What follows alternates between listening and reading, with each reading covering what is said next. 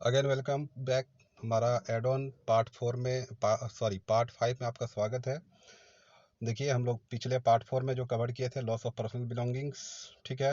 अब आगे बढ़ते हैं। रोडेंट बाइट का वर्ब मोस्ट इम्पॉर्टेंट है, ये मोस्ट इम्पॉर्टेंट, इसको आप ध्यान से सुनेंगे। ये देखिए, सबसे पहले ये गाड़ी का बोनट देखिए, बोनट खुला हुआ है, ठीक है। दो क्या है, रोडेंट, इसको कहेंगे रेट का ही है, रोडेंट का ही है, ठीक है। और जब ये तार को काट देते हैं या इम्पोर्टेंट पार्ट्स का क्षति पहुंचा देते हैं इंजन के कंपार्टमेंट का, तो बहुत ही प्रॉब्लम हो जाती है। बहुत बार हम लोग देखते हैं, ज़्यादातर केस में देखते हैं, गाड़ी का मेन फ्यूल वाला जो पाइप होता है वो काट देता है। कस्टमर गाड़ी को मूव भी नहीं करा पाते हैं। ये नॉर्मली कब होता है, 2-3 दिन तक या बहुत दिनों तक गाड़ी खड़ी हो जाती है कस्टमर के गैरेज में, तो उसमें रोडेंट का अटैक हो जाता है। और महंगे वायर समझिए, आगे का एयर फिल्टर, ये सब चीज़ें को क्षति पहुंचा देता है। और बता दूं कि आगे की जो वायर होती है, जो इंजन को कंट्रोल करता है, पूरा इंजन फंक्शन को, उसको हम लोग बोलते हैं इंजन वायर, ठीक है। अगर इंजन वायर चूहे ने काट दिया, तो हम एक एग्जांपल के तौर पे बताते हैं कि मीडियम सेगमेंट की गाड़ी जैसे हो गई वर्ना, हो गई क्रेटा, हो गई और i20, ये सब की जो इंजन वायर का जो प्राइस होता है ना, वो नॉर्मली 50 से 60 हज़ार का होता है,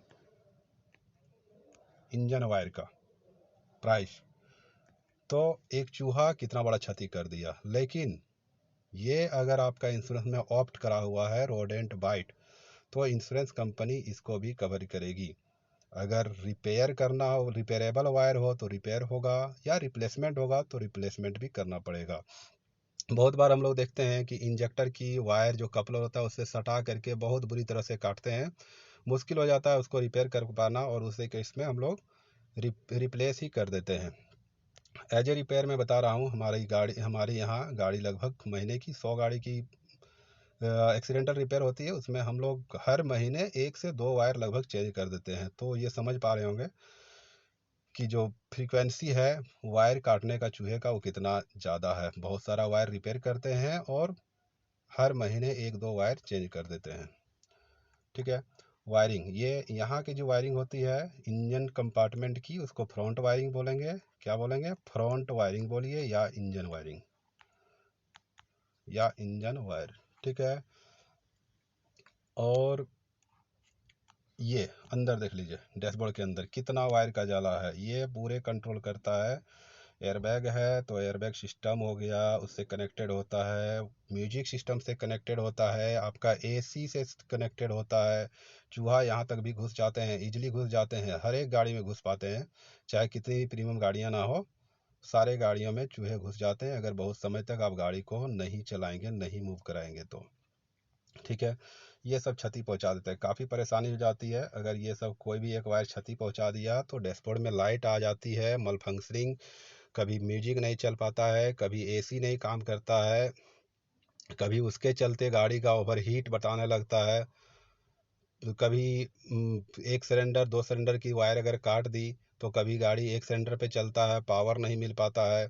कभी स्टेयरिंग का वायर काट दिया तो स्टेयरिंग जाम हो जाती है।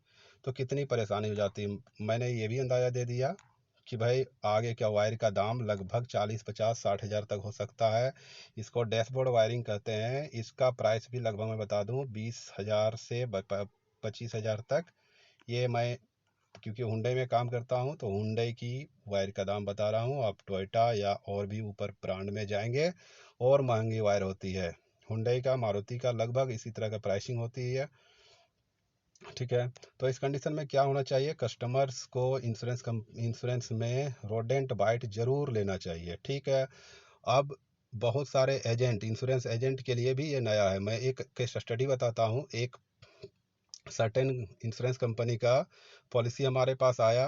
कस्टमर ने बताया कि भाई एयरबैग की लाइट आ रही है। हम लोग ने चेक किया तो फ्लोर वायरिंग को बुरी तरह से काटा हुआ था। देखिए, एसआरएस वायरिंग है, बहुत ज़्यादा रिपेयर करके हम लोग नहीं चला सकते हैं, क्योंकि जब भी इम्पैक्ट होती है, क्रैश होती है ना, तो वायर, जो इम्पैक्ट सेंसर से जो सिग्नल जाता है मॉड्यूल तक, इस बीच में वायर की कनेक्शन काफ़ी बेहतर होना चाहिए, नहीं तो सेफ्टी से कंप्रोमाइज हो जाएगा यहाँ पे। सेफ्टी के साथ समझौता के बराबर हो जाएगा। तो ध्यान रखें, इस तरह की SRS वायर को जो रिपेयरेबल है रिपेयर कर सकते हैं, बट बहुत ज़्यादा कटा हुआ है तो ये रिप्लेस जाएगी। और क्योंकि महंगी वायर होती है तो कस्टमर का अच्छा कॉस्ट चला जाता है। तो ऐसे केस में कस्टमर को चाहिए कि रोडेंट बाइट ऑप्ट करें। बहुत सारे एजेंट को पता ही नहीं कि रोडेंट बाइट होता क्या है। मैं गारंटी के साथ बता रहा हूँ, 99% एजेंट जो मार्केट में इंश्योरेंस करते हैं, पूछिए, रोडेंट बाइट नहीं बता पाएंगे। ठीक है, तो मैं वही बता रहा था कि सर्टेन इंश्योरेंस कंपनी की कस्टमर आए जो सर्टेन इंश्योरेंस कंपनी का पॉलिसी लिया हुआ था। मैंने बताया सर कि आपका वायर कटा हुआ है, एयरबैग की लाइट उसी वजह से आ रही है। तो कस्टमर भी काफ़ी मतलब एज ए प्रोफेशन काफ़ी लिटरेट पर्सन थे। उसने कहा भाई इससे हम कंप्रोमाइज़ नहीं करेंगे, इसको रिपेयर नहीं करनी है।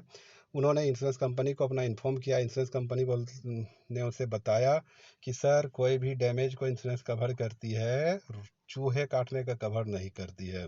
मैंने कहा सर आप डीलर से अगर पॉलिसी लिए होते, हुंडई की डीलर से, तो 100% विदाउट एडिशनल प्लान ये कवर्ड होता है। बाहर की पॉलिसी में शायद ये कवर नहीं होता है। और कस्टमर काफ़ी मतलब अब तक फाइट किए, उनके हेड ऑफिस तक फाइट किए, लेकिन अल्टीमेटली डिसीजन क्या हुआ कि उनको वायरिंग नहीं मिलनी, क्योंकि उनके नॉर्म में नहीं है।